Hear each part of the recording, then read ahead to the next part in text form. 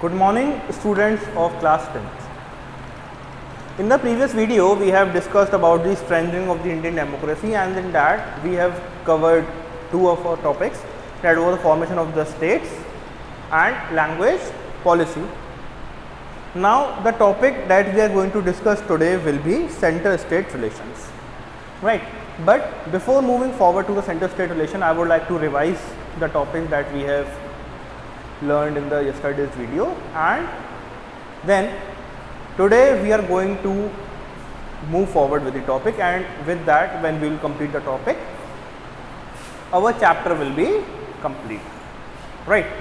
So, strengthening the Indian democracy, and the first step was in strengthening the Indian democracy was the formation of the states, right? First was the formation of states, right? So let us first of all understand that what is a democracy. We have understood it many number of times, but again, democracy is basically a form of government which is chosen by the people, right? The people gets a right to vote, and when they vote, they elect their own representatives. Now, if we are in democracy and we are representing our own representatives, then from those representatives we also demand a fact that they should listen to our needs also, right? If we are representing someone as a representative, then that representative should also fulfill our needs.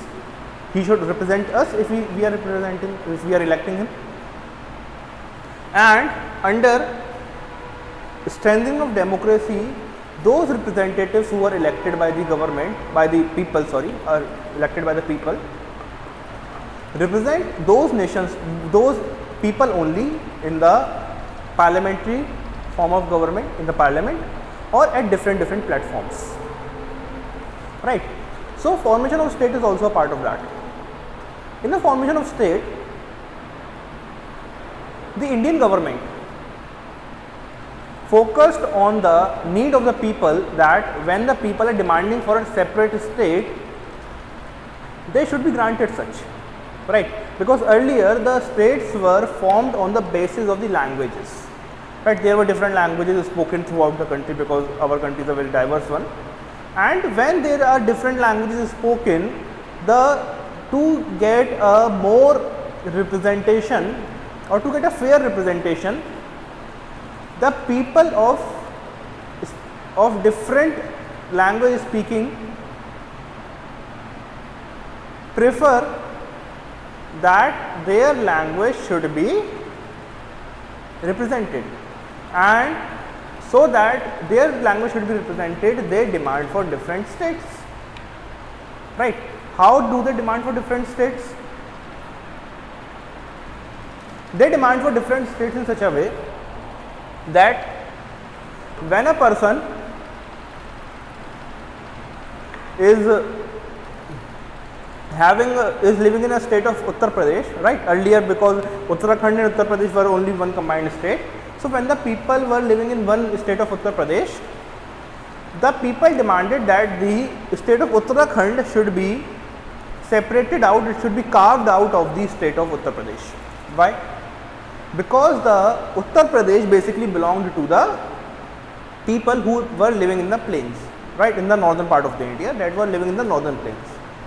The people of Uttarakhand demanded it their different state because they thought that they are not getting a fair representation there, right? They are also the person living in Uttar Pradesh, but their representation in the legislative assembly, their representation in the democracy was not that much that was of the Hindi speaking people or the people living in the northern plains, right?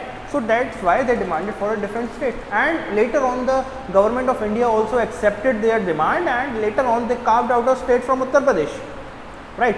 So that is formation of states, that whenever the people are demanding for a state, and they are demanding for a fair representation. They demand for a state, and the people are given from time to time whenever the government feels that it is a justified demand, right? Next is language policy. The language policy was also a thing that was discussed yesterday. In the language policy, the government of India didn't stick to a single language for the national language. It made 22 scheduled languages, right? It made 22 scheduled languages.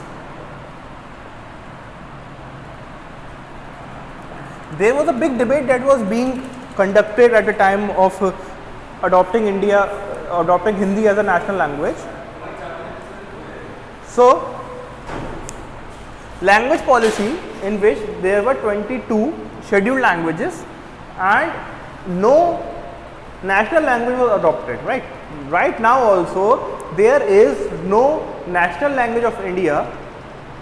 Hindi is the official language of India. Hindi is the official language, right? It is the official language, it is not the national language, right? It is not the national language. ये national language नहीं है, ये official language है. अगर मैं बिल्कुल हिंदी में कहूँ तो हिंदी हमारे देश की राज्य भाषा है, राष्ट्रीय भाषा नहीं है. राष्ट्रीय भाषा इस समय इंडिया की कोई भी नहीं है, right? So this is total contrast to the neighbouring state of Sri Lanka, जिसमें हम लोगों ने पिछले चैप्टर में पढ़ा था about the majoritarianism, that the Sinhali and the Sri Lankan Tamils were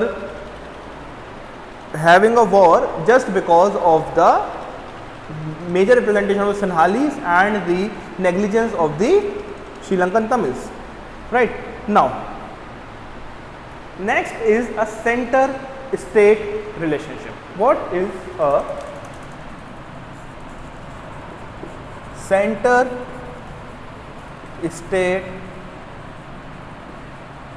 relationship? Let us discuss that. देखिए, center-state relationship क्या था? The vital link in the power sharing the relationship between the two major power centers, namely the center and the state. If there is a difference between the two powers, there is bound to be conflict.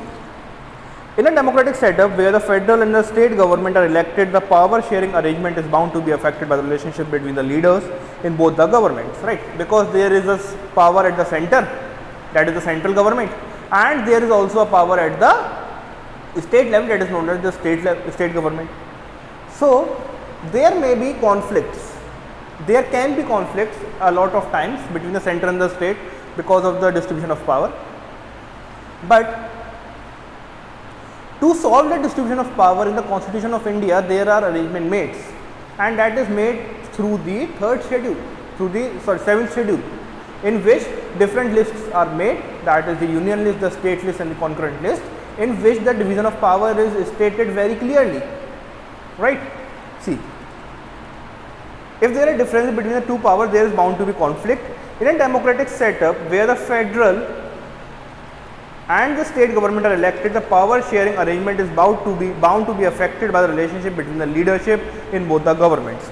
If the governments are formed by like-minded leaders or political parties with the same or similar ideology, the relationship can be smooth, right? Because if the political parties are same at the center and the state, then there can be smooth relationship. And sometimes if their ideologies are different or the political parties are different, then there can be conflicts also, right? In the Indian context, there were instances in the past where the central caused the dismissal of the state government that were ruled by opposition parties in the state government did not follow the center's government. This is not healthy for federal structure. Fortunately, new regional political parties were formed in 1990s. The rise of so many parties led to the formation of the coalition government, as no single party got a clear majority.